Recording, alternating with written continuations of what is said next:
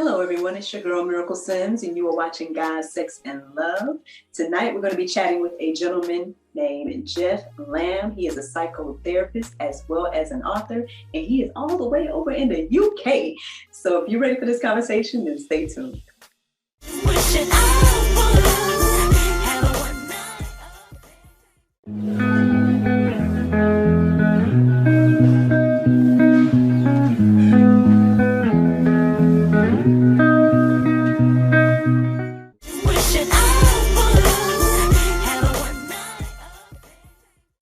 Welcome back to Guys, Sex, and Love. I am here with Mr. Geoff Lamb. Hello, Mr. Geoff. How are you? I'm fine, thank you. It's lovely to be here. Thanks for inviting me.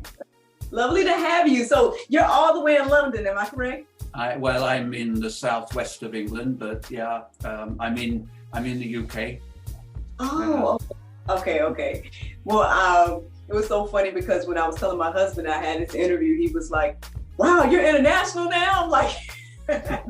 But technically the podcast has already been kind of heard in different places. So it's very interesting since starting this process, like how far we've reached and everything like that. But I want to say, with the exception of maybe one other person, you're probably the first person out of the States I've interviewed. Okay, yeah, interesting. So yeah, so welcome. Okay. Welcome to Guys, We'll Love. see what that means maybe later on, I don't know.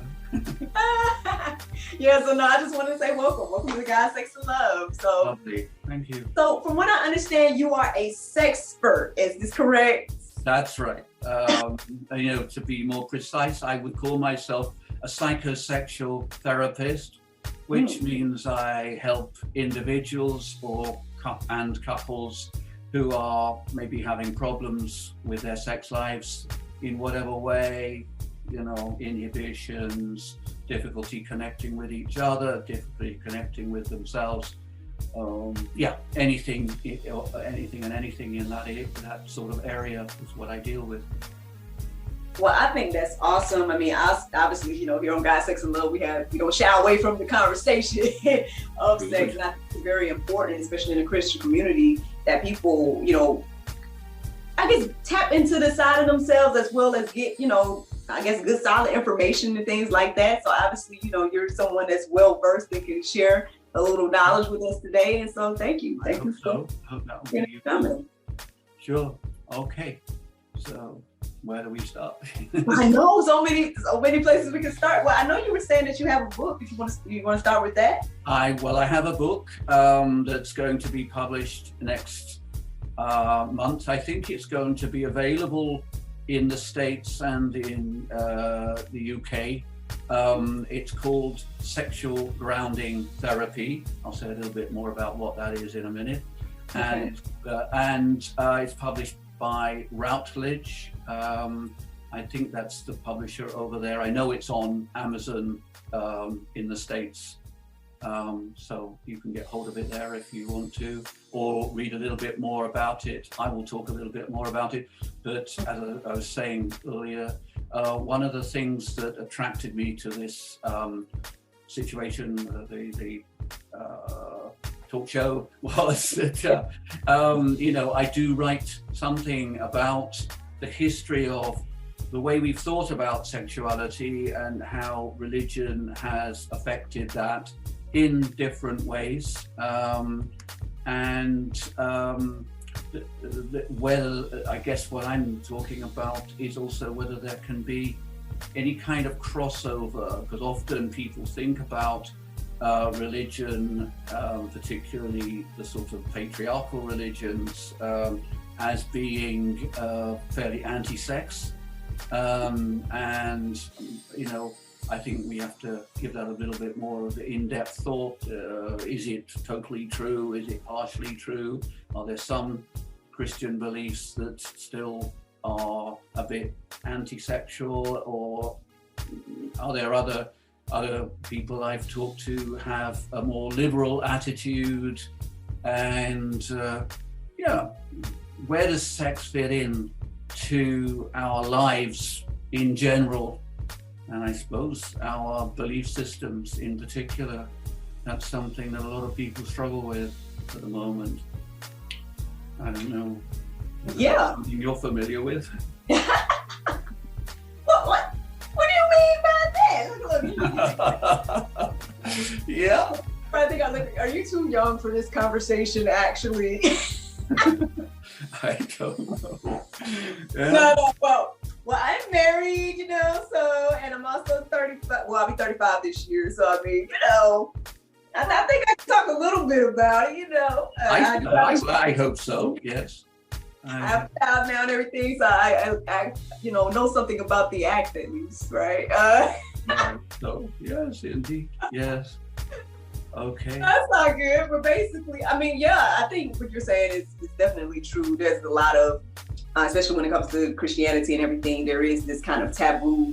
Sex is a taboo subject, which is, honestly was like one of the inspirations for me because, well, one, I don't feel like it should be as taboo as it is. No. And if I'm, as a believer, I believe that God created sex. So that's another reason as well, where I'm like, okay, well, this is something he created, so we shouldn't shy away from the conversation just because it may be, well, I mean, I guess it depends on how you look at it, right? Some people may be, embarrassed by it or something like that. But I mean, true. I feel like it's a natural part of life. And so, yeah, we should have more conversations about it. And so, yeah, I think your book sounds like it's going to be, very informative and everything like that. So well, I hope so. Yeah, I think that I suppose if you look back at the history, particularly in the kind of the way that Christianity developed in medieval times, for example, when I was doing my research, I encountered incredible things like there were a lot of days in the year when you couldn't have sex. So you couldn't have sex on a saint's day, you couldn't have sex on Friday, you couldn't have sex on Sunday. It was like there were very few times when it was okay to have sex. I mean, so there were some fairly antiquated beliefs about sex. Well, they were antiquated because they were in medieval times. And I don't know, well, you look at some of the early Christian writers, I think it was people like Thomas Aquinas, who wrote about sex as well. If we have to do it, we have to do it to procreate the world. But on the other hand, we shouldn't enjoy it, And this was, and so I guess Christianity gets a bad press in that respect. That that the early fathers of the church, and literally I use that word deliberately, they were guys who were quite scared of their own sexual impulses, and they were particularly scared of women as sexual creatures. And so you have the whole kind of the Madonna and the whore archetypes. So if you like sex, you've got to be a whore. If you're more pure, then you're a Madonna and you don't like it, or you put up with it in order to have children. And this, it's done all of us, I think, quite a lot of harm, those kind of beliefs. Now, hopefully we're a bit more enlightened now, but some of that is still a hangover in the way that some religious people think about sex. I think that's the interesting thing. You hear so many different types of, not just responses or interpretations, but you hear about like how people sometimes maybe they take their authority or whatever the case is and put something in the Bible, put something in the way they respond to it that wasn't necessarily there. For me, I don't recall like in my reading, and I won't sit here and act like I'm just, obviously our Bible study, try to do my best to Bible study every day, especially nowadays. But I wouldn't sit here and act like I'm a scholar, right? But in my readings, now there are some times where it's mentioned where we shouldn't have sex, but what you said isn't in there. You know what I'm saying? Like it's. I know. But I think. That's the problem, isn't it? That obviously there's two things here. One is, how we interpret what's written in the Bible. And actually, if you look particularly specifically at things that Jesus actually said, he didn't say a lot about sex in general, but he said a lot about relationships.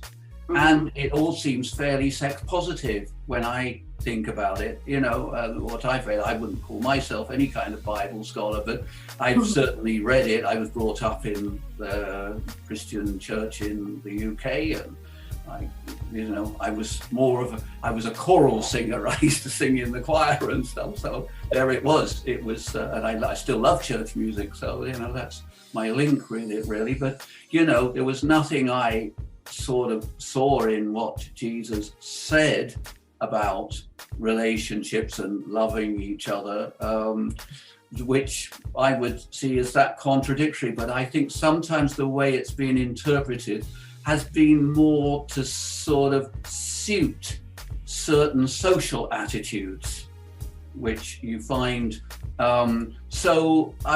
Things like women being subservient to men, for example, is a way that a lot of there are ideas that certainly I'm quoting this to you, and you probably know much more about it, but stuff that St. Paul is supposed to have said.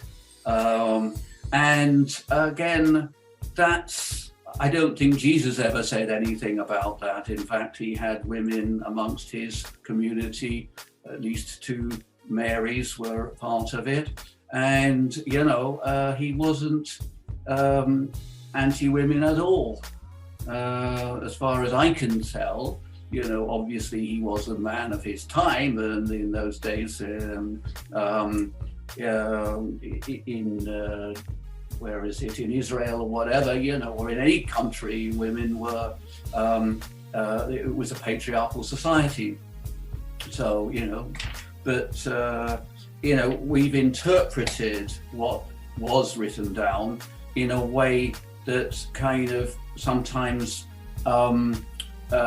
tends to support what we would see as the status quo, rather than actually in a more kind of liberal way, which can support people in having loving, committed sexual relationships, which is really, I guess, what I'm about as much as anything else.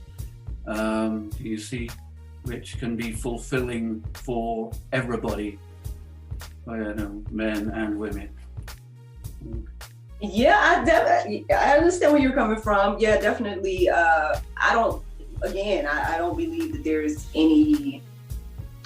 Again, I don't believe that sex should be, this thing where it's like, again, shying away from the conversation, feeling as if it's taboo, or feeling as if this thing that we shouldn't do, and things like that. Again, like I said, I am familiar with verses that are like, that has some stipulations to it. I mean, obviously I read one this morning when I was doing my Bible study about how basically sexual sin is kind of like sinning against your own body. And I can kind of see now, some reasons why some of the things are in place of like not fornicating and things like that. I can kind of see in my own life how some of these things matters at the end of the day, because it's like, okay, well, there's certain ties that you have to people when you have sex with them. But right now, there is a thought process or a narrative that is kind of like, oh, just do whatever. But then we can kind of see consequences of that as well. So, I think there's a balance in the Bible, sure. Especially with the conversation of sex. And mm-hmm.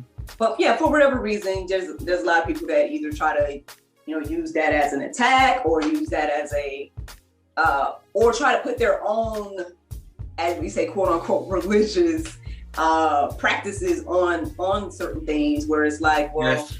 That's not what the Bible says, I get you. That's great. I wanted just to pick up on something you said, because it really makes a lot of sense to me when you talk about that just going, well, do whatever you feel like, that gets really interpreted in a way that I guess I would see as, well, if I use the word irresponsible, I'm not wanting to judge anybody, but I guess we're all trying to make sense of our own desires, impulses, how attractions and what have you. And I guess in the past, one of the things, our ways of, managing those, our sexual feelings, desires, impulses, would be to have a series of rules about, like, you can do this, you can't do that, you should do this, you shouldn't do that. And that's, I can see how that could be useful, but it ends up often making people feel guilty or making people feel bad about themselves, okay? And so what we're trying to do when in the whole, the way I work with this sexual grounding, one of the things is to consider, okay, I'm feeling like attracted to somebody, I might want to make love with them, but we do have to think about, well, what is the context in which I'm doing that? What is our relationship? And one of the guy who originated this form of psychosexual therapy is a guy called Willem Papelius. He's a Dutch guy. And he talks about something called future perspective. So when you make love to somebody, very basically, there's all sorts of future perspectives. One is a child might result from that. That's inevitable. We are biological creatures. This is how we reproduce.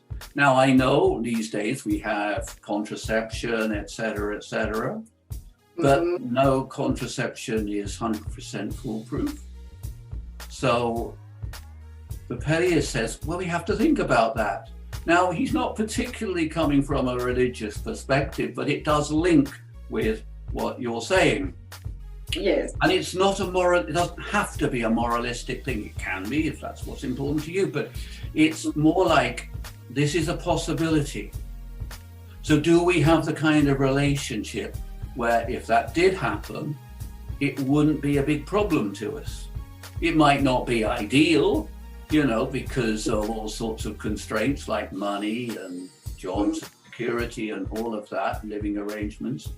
But one of the things that I say in the book that Papelius says, if we make love, every time we make love, and there's the possibility somewhere between us that a baby could result from this, it changes the quality of our lovemaking. So it's twofold. Yeah, do you get where I'm coming from here? Okay. I love everything you're saying here, because at the end of the day, that's the thing that I feel like, especially my generation, not to be like, it's not your generation, but what I'm saying, like the younger generation, I say me and people after me, I feel like the thing is, they're not thinking about any of that, what you just said. They're not thinking about consequences. They're not thinking about, any accountability or anything. But then, it's like doing whatever, and then at the end of the day, when there's consequences to the action, then they don't want to take responsibility for it or whatever. So, and that could be about, like, yes, the child, the example you gave, but then it could be about, like, diseases. That could be about all the different things that it's just sex is more than just the act. And for whatever reason, the generation after me and my generation probably included, we just kind of, it's like, you don't think about the consequences of things. And then, down the line, now you're going through life, or maybe you're struggling as a single parent, or maybe you're dealing with, issues that you have with that person, or whatever the case is. And when at the end of the day, like, one of the arguments, and I don't mean to get on the abortion conversation, but I had this conversation with another gentleman a few episodes back.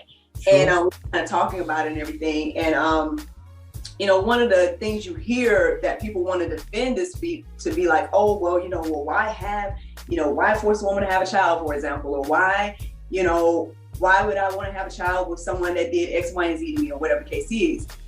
But I think the bigger question is, like, okay, if you're not willing to have a child with whoever this person is, then why are you having sex with this person? Like, did you think about that before you did it? Or okay, so then what we have to, there's certainly something, truthful in what you're saying there. But then we have to look at, well, why would someone do that? So, and this is where we have to look at how we learn about sex and what we learn about sex. And most of us don't learn about sex. That right there. Because, you know, you, as you say, that you mentioned earlier, that, you know, people, parents particularly, do not want to have that conversation, do not want to give their example to their children of how sex is integrated into an adult relationship. And when you don't get that, say as a young child, as a teenager or whatever, then, you know, you're constantly, well, first of all, you're adrift, really, in terms of, well, where, you know, what is sex about? The other thing that's difficult for people probably of your generation and also of mine, you know, I mean, I'm, you know, just we knew even less about sex probably than you did, because it was even more taboo to talk about it, you know. These days there are lots of sources of information, some good, some bad, but you know, what we don't get is an integrated kind of initiation, as it were, into, well, what is sex about? So you can't go to your mum or your dad and say, as a teenager, and say, well, this guy fancies me and should I sleep with him or not? Or what does it mean if I do? What does it mean if I don't? And, you know, the difficulty is when we come from what I call a moralistic perspective, which could be religious, it could be from any other angle, then your kids won't talk to you. Because if you say to your mum or your dad, I really fancy this guy and I'm really turned on by him and I want to have sex with him, but is it okay? Can I do it? What does it mean if I, you know, then often there's a condemnation. You shouldn't have those feelings because, you know, it's not right for you to have those feelings and, you know, it's lustful and blah, blah, blah, all of this stuff. So then the next time you don't talk to your parents, it becomes a big sin or big thing that you're not supposed to do. So then you go out and you do it anyway because your parents have kind of discouraged you. So this is where it comes from, really. If parents can advise from a perspective is actually sex is a beautiful thing and fancying somebody is a beautiful thing. And it's lovely that you appreciate some guy or some woman's body that, you know, and that all this thing there is about them that's lovely that makes you want to, you know, to have sex. And it's lovely what goes on in your body. Your turned onness is lovely. You know, it, as you said, if we want to look at it from a religious perspective, God designed this body. You know, that would be the perspective. So, you know, including the bit that gets turned on, you know. So right. Again, if I kind of dream my way into that, you know, presumably he had something in mind when he did that, you know. So this is not in itself sinful, bad, or whatever. It is what it is. The question is, how do we explore it? What do we do with it? You know, So then, if you're a parent, you have to say to yourself, yes, I was a teenager once. I had those feelings too, you know, and now I have this lovely relationship with your mum and we express our sexuality, and you tell your kids that you have sex, you know, because otherwise they think, you know, sex is just for young people. This is a bizarre thing. I've done a few presentations, I haven't done any lately, but, you know, in public forums. And one of the things I ask people to do is, how is it to think about your parents having sex? For most people, it's a real, ugh, they don't do that, do they? And some of that is down to the parents, because parents are so inhibited about letting their children know that actually they are still sexual beings. Right. You know? I'm 69. I still have sex. Hey. Why not? I love my wife. I love having sex with her. Not as often as I did when I was 25 or 35 or whatever, but enough, because it's part of our life. And if younger people know that, they don't get so desperate about it. We don't have to do it all at once. We can wait because we've got the whole of our lives to enjoy this. Exactly. And then it's that gives them more of a sense of themselves. I loved what you said about the sin is a sin against your body. And I wouldn't use those terms. They're not very kind of familiar to me in therapy, but I would say, it's something where we overstretch ourselves. Mm-hmm. We go beyond what we feel comfortable with for all sorts of reasons, Mm-hmm. And it can be because people have told us it's bad and sinful, which actually makes it more exciting.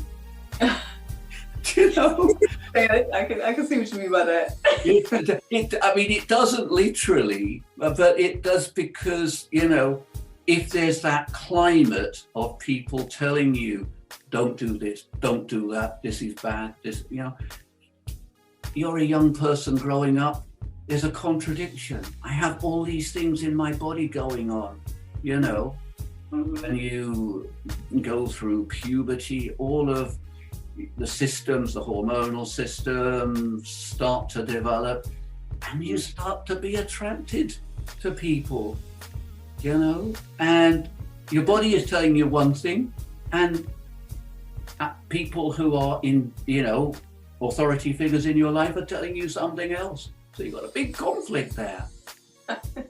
And that's difficult for kids to handle. Yes, I agree. I love everything you're saying now because, I do believe that we talk about it all the time here on GSL, how much parenting affects just everybody, right? Very much so. It affects me and vice to everybody, and it just affects the new generations and everything like that. And so, you're correct. I do believe that parents should let their children know, like, hey, this is something that, this is what I do. In my case, this is what I do, something we do with your husband, or my husband, or whatever case it is. It's like, and not make it be this, again, taboo thing or this thing where it's like, it's bad, because I can't say, to me personally, I have felt as if sometimes I can say that I've already confessed here on God Sister Love, so people already know. Cool. I have a higher drive than my husband. And so sometimes I'm like, my drive is just like, I don't even need it because he doesn't, whatever the case is, or maybe we're not on the same page or whatever. Okay. But I understand that, that there's nothing wrong with, but I have had those questions of like, is something wrong with me? Like, why am I like this? Like, why am I so always, or whatever? And so, Sure. But I know that, different people are different or whatever the case is, but it's just, I think it boils down to, again, just being open and honest about what the situation is, and then also open and honest about the consequences. Because I think that for me, as I grew up, my mom did kind of talk about it, and I remember learning things in school. So for me, knowing about like the consequences of sex, like, the things that can happen, like, again, having a child or getting a disease or whatever, I just knew I wasn't personally ready for any consequences. So for whatever, for that, as well as my moral compass and everything like that, I held on, until before I made that decision, So again, I believe having open conversations, definitely when you're teens, but honestly, I feel like, you have to have them when they're younger now, just because of everything that's going on. Well, I think you do have to have the conversations. I mean, children become aware of themselves, the difference between boys and girls. You become aware of that maybe 4, 5, 6 years old. You start to notice, what I've got is different from what little girls have got, or mummy's different from daddy, Yeah. And if that's a different conversation, but that needs to be had as well. Mm-hmm. And isn't it great that we're different? And isn't it great that we have those bits of our body that, of course, we don't normally go around displaying them, but in the home, you see those things. You see your sister in the bath or whatever, and you see she's different from you, and that's again something to be celebrated, right? Rather than and whatever, all of these things. The thing is that what we talk about, the concept that we talk about in sexual grounding is a concept called regulation. And I guess for me, it's very different from control. If someone tells you something's bad and you shouldn't do it, they're trying to control you, okay? If your mum says to you, okay, you go to her in this conversation I was thinking about earlier, and you say, oh, I met this boy and, I have these feelings and, what's this about? What does it mean? Did you have those feelings? And she says, well, it's great that you're having those feelings because that's part of a natural process. But it's great that you came to talk to me because maybe you have to think about, well, if you take the feelings further, is that really what you want? And you're not telling her there's anything bad or sinful or that she shouldn't do, but you're telling her, yes, your body is wonderful. It's similar to my body, if you're the mother. And I have those feelings, and so it's natural that you would have them. And in a relationship, those feelings are what can cement the relationship, can bring you closer together, and can be, I don't know, a source of great joy and pleasure, and so there's no stage at which you have to say, if you do that, it is wrong and you'll go to hell or whatever it is. I'm sorry, I have a problem with that, but there's a difference, but it's more like if you do that, you're going beyond what your body actually wants to do.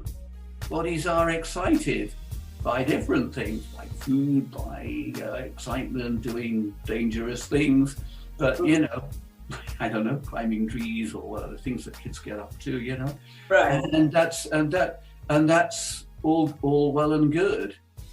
But in any other form of activity, it's a question of, well, what feels good to you, what you actually feel good about yourself doing, and it's not we don't have to make people feel, I don't know, less than or bad. This is where I'm coming from. But that we're saying the same things. We have to, as I say, when you are in a relationship with somebody and you have sex with somebody, it's not, it doesn't exist in a vacuum. The trouble is we kind of behave as though it does sometimes. That's true. It exists within a relationship. It exists in a context. It exists in a societal context, and it has a profound effect on us. Not, I guess, not just about, obviously producing a child is one thing. Obviously, the risk of infection, there's things we have to think about these days. Probably more than I'm from the pre-AIDS generation, I have to say. We didn't have to think about that so much, but there were, STIs, still in those days. So we had to think about things like that. Wow. Anyhow, so I hope that gives you some idea of what my book is about. There are there's a whole book there, and I've kind of touched on just different little bits of it, the history. And also where sex lives, I think, for me, it's in the context of relationship, whatever the nature of that relationship might be. Sex is something that's potentially a fulfilling, joyful part of all of us. And that this is what I hope the people I work with are able to discover, and I could kind of guide them in that a little bit, to discovering which is, as you say, at the moment, the climate is that we have a lot of information around about sex. Mm-hmm. And, there is a lot of information on the sort of things that you talked about, the sort of, protection against diseases and the consequences of having children and what have you. But somehow or other, we don't do the things we need to do in order to look after ourselves and our partners. And we have to think about that. Why are we not? Now, one, the way I'm looking at that is that we actually lose touch with ourselves. I would say would call it our deeper selves, again, you could say our spiritual selves if you want, and that makes some sense. I can connect with that. But so we are more acting out stuff that we've learned, I guess, in our upbringing. I would say this is the way I think it happens. Mm-hmm. So sometimes we do use sex if we're not feeling confident in ourselves, our value, our, if you like, attractiveness, but certainly our value. We talk a lot about self-esteem. If they've got low self-esteem or something like that, we might end up having sex. So if this person wants to have sex with me, then I must be all right. Yes, I totally understand what you said. Like, honestly, you got me thinking, because it's like we think that we're invincible until we realize that we're not. I think that's an interesting way to phrase it. The reality of sex is that, the way I'm looking at it, the only way to have, I would say, connected sex, intimate sex, open-hearted sex, whatever, is you have to feel all right anyway. You have to feel okay about yourself. Yeah. So when you're having sex, you're not trying to prove anything, either by just the sheer act of having it, and also in how you have it, So, a lot of people I come across have what I call unconnected sex. So the sex is about proving something. Like for a guy, it's like, I'm a virile guy, I can do it with lots of women. Or for women, it's more about, well, I must be attractive because he wants to have sex with me. And, or I don't know, I'm not so familiar with how it is for women, not being one, but, But, I totally understand, yeah. And in a way, those are, while we're busy with that, where does our partner go in that?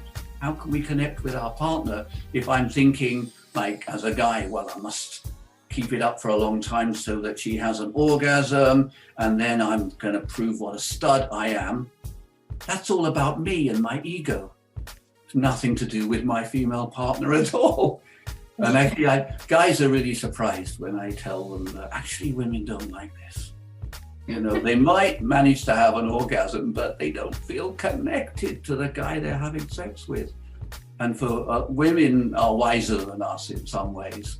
They have a feeling that if they don't feel connected, I would say at a heart level, then the sex is not so good. I don't know. Does that make sense to you? Yes, it makes a lot of sense. And that's the thing. Beyond asking the questions of like, well, why would I do this if I don't want, say, for example, the consequences of sex? If I don't want the consequences of sex with that particular person, then why would I do it? But even so, with what you just said, it's like, again, if I'm not comfortable even in myself, and then I'm not connected to this person, that's another reason for us to kind of,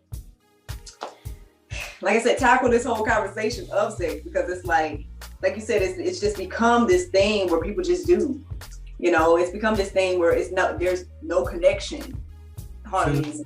And I think that's where some of the problems come in, because it's like, again, so you're not thinking about the future, right? And then you're not thinking about the moment either. So what are you thinking about? You're thinking about, well, how do I look? How am I performing? How can I make myself feel better, or how can I make myself feel attractive or virile or whatever?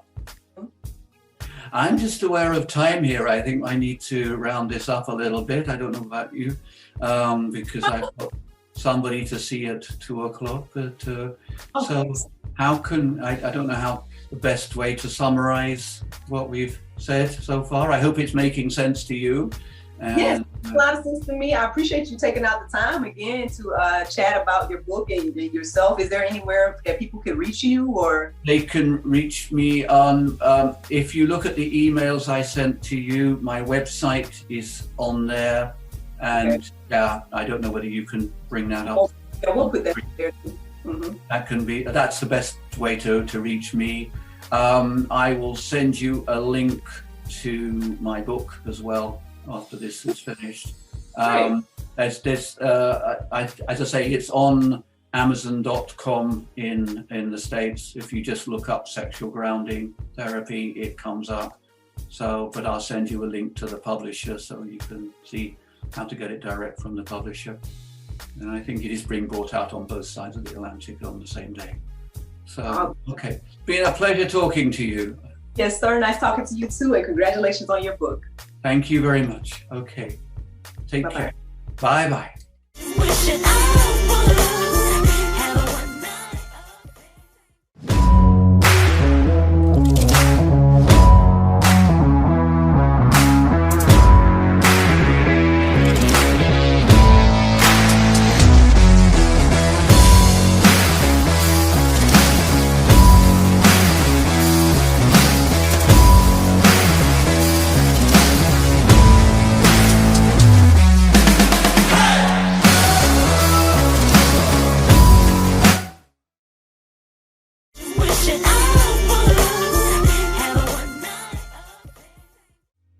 Thank you so much for watching God, Sex, and Love. And thank you to Mr. Geoff Lamb for the conversation this evening.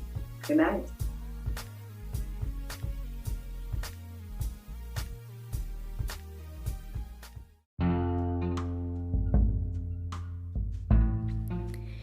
If you like what you hear, then consider supporting our podcast. Every listener that supports us for $9.99 a month will be entered into our monthly raffle for a chance to win a free gift. So become a supporter today.